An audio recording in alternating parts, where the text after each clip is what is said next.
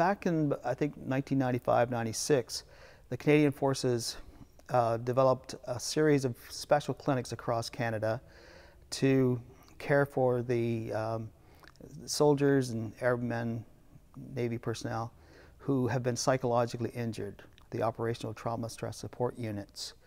And each of these units have psychiatrists, psychologists, mental health nurses, social workers, and a specially trained chaplain. The chaplain has a master's degree over and above their other training in pastoral counseling. And that has a very clinical aspect to it. And so I did that master's degree since being in the military at St. Paul University in Ottawa. And then I was posted for 4 years at the Operational Trauma Clinic in Ottawa. And I worked with the mental health team there. And we had soldiers come who were diagnosed with post-traumatic stress disorder, for example.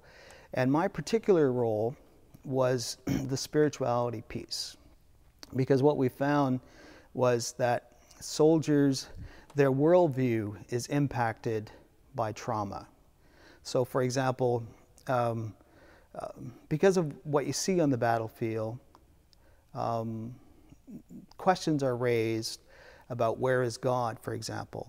You know, if there's an all-loving, all-powerful God, where is this God in this situation that justifies God's showing up and doing something about it? So where is God? How come God is not here?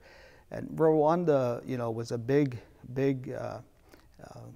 issue for a lot of people there in Rwanda, was where is God in all of this? Because it was, in many respects, a religious kind of conflict.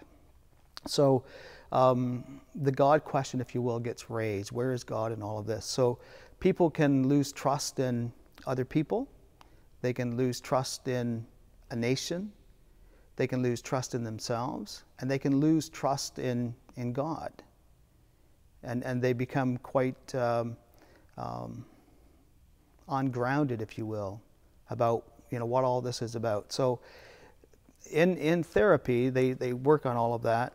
But the spiritual piece, the chaplain works on with them. And the piece there in particular is how to reframe and re-image God, how to understand God differently.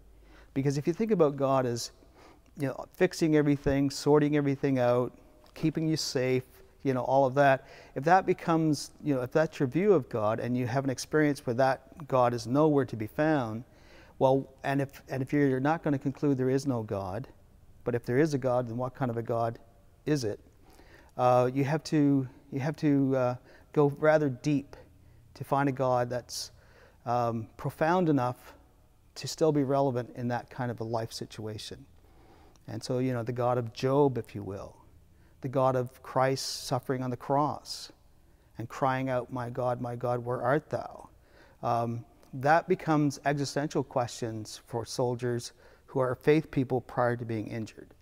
So in these clinics, I was privileged for 4 years to work on that particular piece, to help people re-image God, to understand God more profoundly and deeply.